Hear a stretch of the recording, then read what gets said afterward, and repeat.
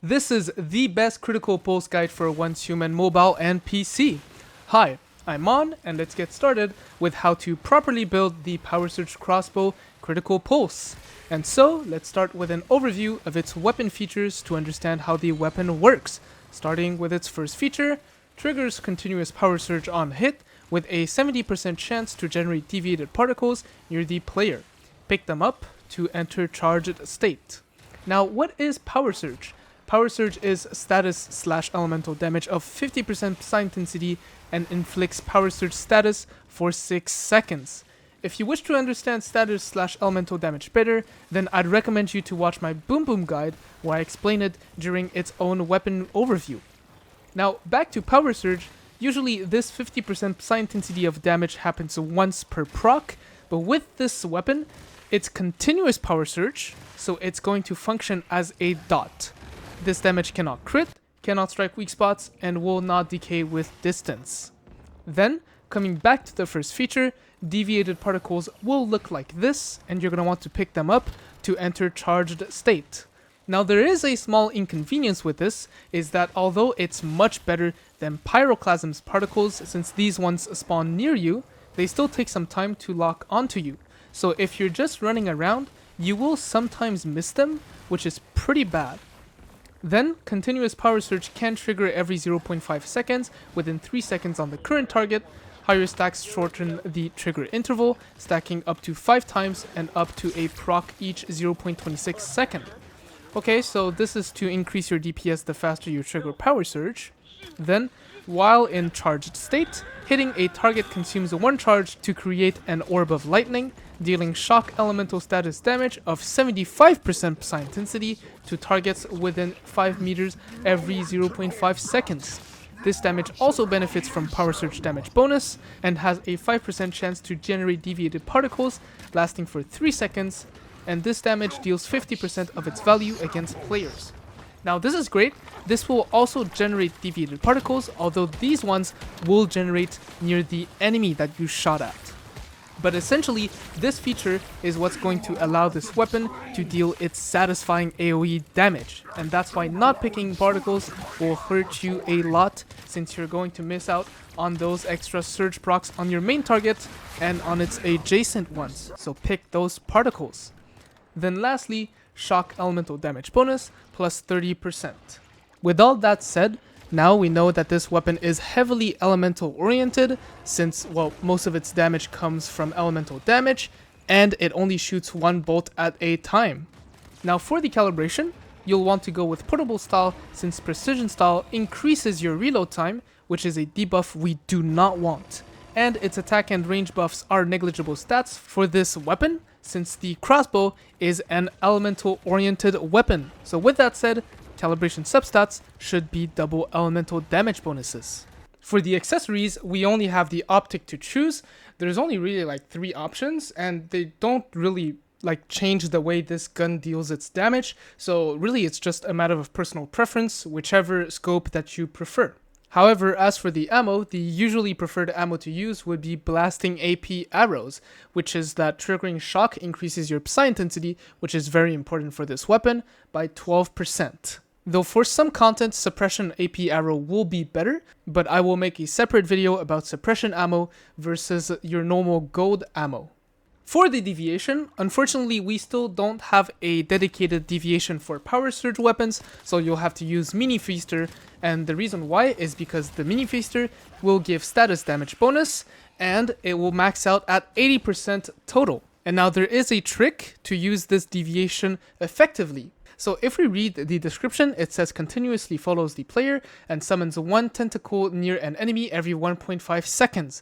This means that let's say you're doing a silo, you'll want to summon the Mini Feaster before you even get to the boss room so that it starts stacking up tentacles, so that once you're in the boss room, you instantly start at 80% status damage bonus instead of 20%. Moving over to your secondary and melee options, starting with your secondary weapons, you have either Bingo or Wildfire.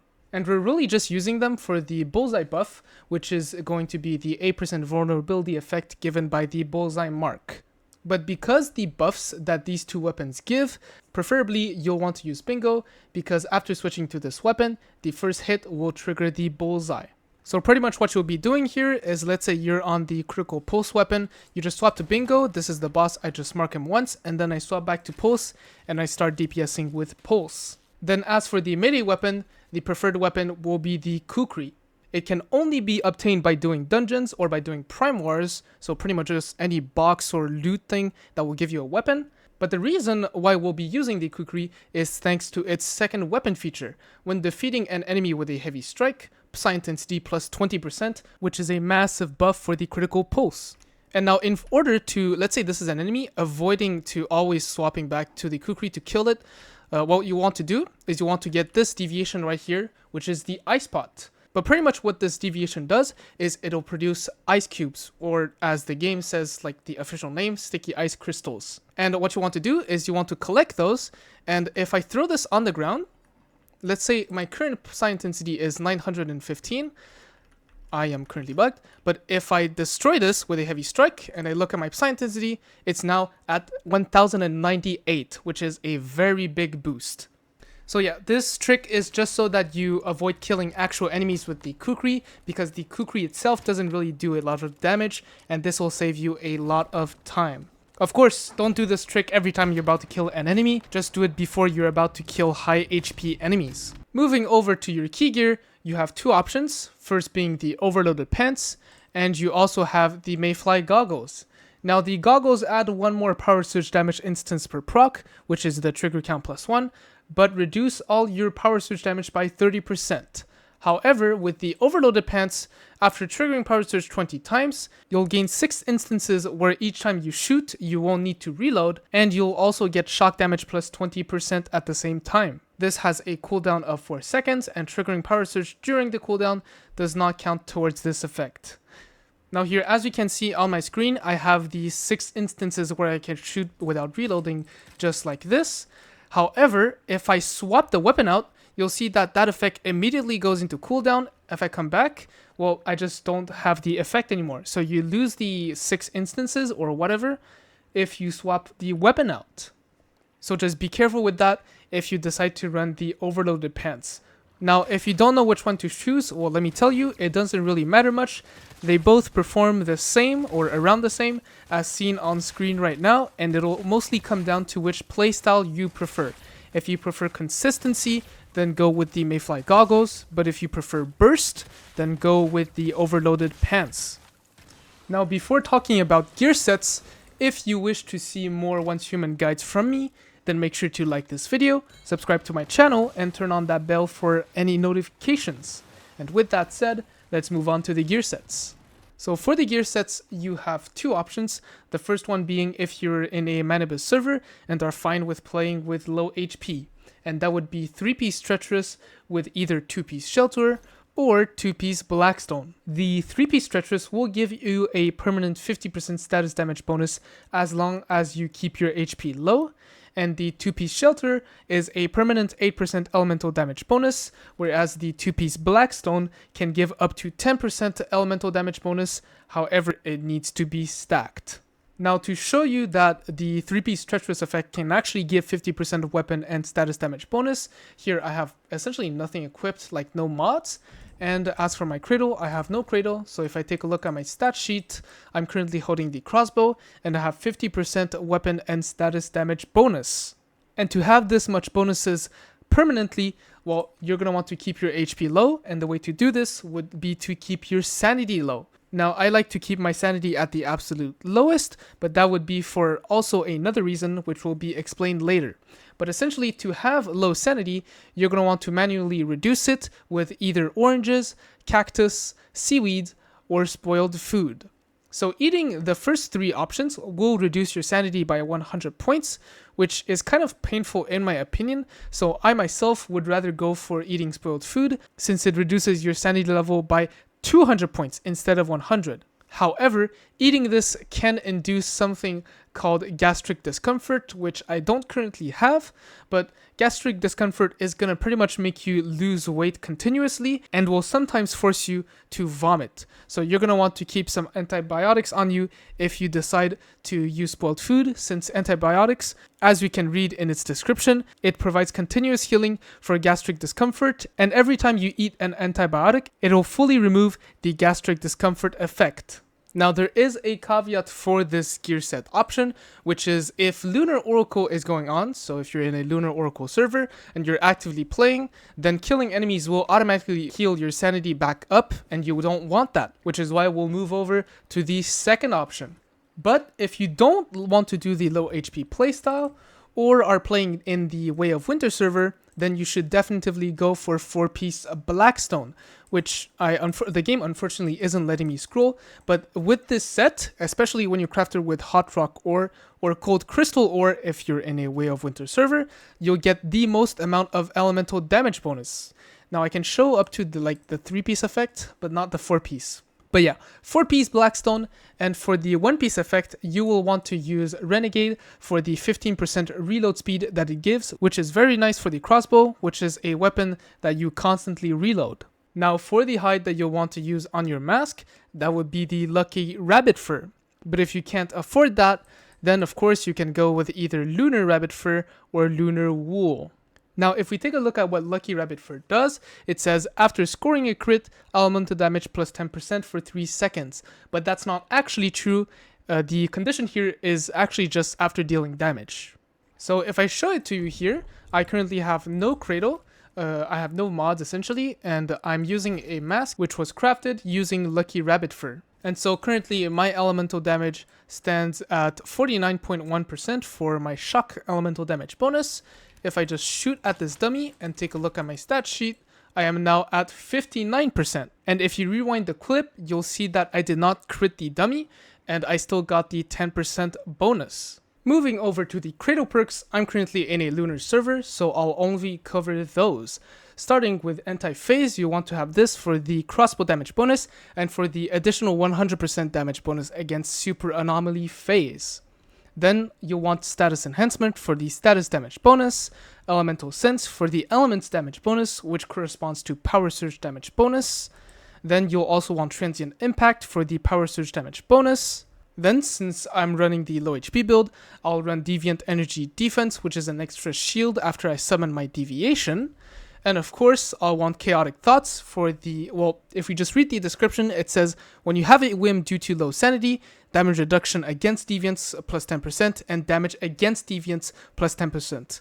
Now this is actually a lie. It's not only against deviants, it's actually against any type of enemy, and the same thing happens with resilience, which says that its damage received from deviants is reduced. However, it's actually against any type of enemy, which I'll show in a second. So I'll equip those two, and lastly, I still have one slot, so I'll go with Tactical Combo just to squeeze out a tiny more bit of weapon damage bonus, but of course, feel free to run Energy Surge or Rapid Aid. Now to show you that these two perks are actually against any type of enemy, here I am sitting at, well, I actually have just no HP, but I have a Whim due to low sanity, and if I take a look at my stat sheet, you'll see that in my damage bonuses, I have damage bonuses against any type of enemy in the game. As for my damage reduction, I have 40% damage reduction against any type of enemy in the game, though 40%, if you're confused why, this is because Chaotic Thoughts gives me 10, and Resilience gives me 30. Moving over to the food buffs, for the food slot, you're going to want to eat mixed fried hot dog as it increases your damage against enemies affected by the bullseye mark, and this is a very strong multiplier because it's one that you don't have a lot of. Now, as for the drink slot, you're going to want to eat Whimsical Drink, or should I say drink, since it'll increase your status damage bonus, which will buff this weapon's damage by a lot. For your suffix and substats priority, starting with your weapon mod and your mask mod, you're going to want to go with keyword suffix, here being power surge. As for the linked attribute, ideally you get damage plus percentage on targets with power surge, but this is like pretty rare to get, so usually you can just stick with shock damage bonus, though it is still possible that you get 2 linked attributes, so you could try to go for 2 of these at the same time, but you'll have to be very lucky. Then, for general attribute, look for damage against X type of enemy, depending on the type of content that you're clearing. Now, moving over to helmet and top mod, you'll ideally want to use a gold mod so that you can run lunar suffix. And the reason for this is because lunar suffix gives a lot of elemental and status damage bonus. So as we can see in this chart right here, if you get a gold elemental damage roll from a lunar suffix, these are the bonuses that you have depending on the amount of HP that you're sitting at. And even if you're sitting at pretty high HP, you are still getting more value than a gold elemental damage roll from a talent suffix mod, which is 8%. So yeah, go with lunar suffix for your helmet and top. But if you don't have a lunar suffix mod, then you should definitely use talent suffix. And for the linked attribute, look for status damage bonus. And for the general attribute, look for 2 damage bonuses against X type of enemy. And for everything else, so pants, boots, and gloves, you will want to use a talent suffix mod. Now, before talking about mods, if you are a new player and are not sure where to find them, then make sure to check out my mod spreadsheet down in the description or comments, as you'll find additional information about mods and where to find all of the mods in the game along with their correct descriptions. With that out of the way, let's move on to the mods. So starting with the critical pulses mod, the one you'll want to use will be static shock. Now, it does reduce power surge status duration by half, but it won't affect your continuous power surge trigger duration, so it's not really that important of a debuff, and we're really using this mod for its power surge damage plus 20%, which is a lot. Now, as a weaker alternative, there is Surge Amplifier, which is inflicting power surge grants power surge damage plus 5% for 3 seconds, up to 4 stacks, though that's what it says, but currently it'll only stack up to 3 times. So unfortunately, not only you'll have to stack this mod, it also doesn't give up to 20%. Then for the other options, you've got Shock Diffusion, which doesn't do anything for this gun since it only spreads the power surge status effect. And as for Shock Rampage, it is utterly useless because what this mod does is, if we read it, inflicting power surge grants plus 5% power surge trigger chance, but the crossbow has a 100% chance to trigger power surge each time you hit an enemy. Then for the supportive weapon, you'll want to use Vulnerability Amplifier to add an extra 8% vulnerability. Moving on to the helmet mod, the ideal mod to run would be, if I just find it right here, Work of Proficiency. So when reloading with an empty magazine, which you'll often do with the crossbow, well, not often, you will always do with the crossbow essentially, reload speed plus 10%, which is very nice, and elemental damage plus 20%, reset with the next reload. So we get elemental and we get reload speed bonus, which are both stats that we want. Now, if you don't have a good work of proficiency, you could definitely also go for Deviation Expert. Now, this mod will give 20% status damage bonus and 10% fire rate, which is kind of wasted unless if you use the overloaded pants, but it is an alternative that you can use instead of work of proficiency. Now, there is the 2-arrow build that you can play if you are running a one-piece lone wolf, and you also have, where is this mod? And you're also running a mag expansion, and you also have across all of your substats 9.6% magazine capacity, then you can play the 2 arrows build. But it won't do as well as if you just ran work of proficiency, like the normal build, so I wouldn't recommend it.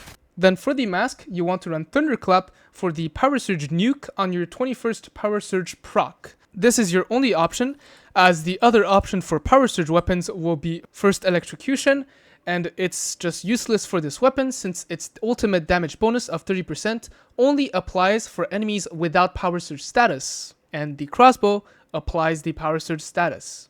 Moving on to the gloves, you have two options. You have Elemental Overload and you have Status Enhancement. And the one you pick should be the one with the core effect, so Elemental Damage Bonus or Status Damage Bonus, that balances your Elemental and Status Damage ratio better, and preferably have it have good substats. Moving on to shoes, generally you would want to run Covered Advance as it either gives more buffs or is less conditional than all of the other options. But if you're in a lunar server or if you're running the low HP build, then you should definitely run Rush Hour since you're always going to be low on HP, and Rush Hour gives buffs depending on your HP loss, stacking up to 36% instead of the fixed 20% that Covered Advance gives. Now for your top mod, just run any gold mod with the best substats so that you can use a lunar suffix mod. Now for the pants mod, you have multiple options, but the preferred one will be abnormal increase since, well, if you read the description, when the magazine is empty, status damage plus 10% for 12 seconds, which is a very long time for the crossbow, and the effect can stack up to 3 times, so 30% status damage bonus.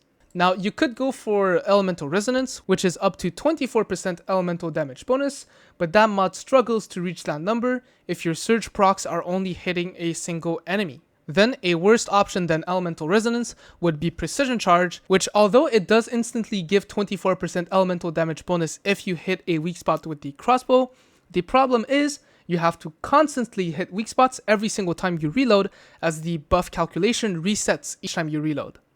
But this is it for the Critical Pulse Guide. If you learned something and wish to see more Once Human content, then make sure to have liked this video, subscribe to my channel, and turned on the bell for any notifications. Feel free to ask your questions down in the comments below, and if you wish to see a similar weapon but even stronger, then check out my Boom Boom Guide. This is Mon, peace out.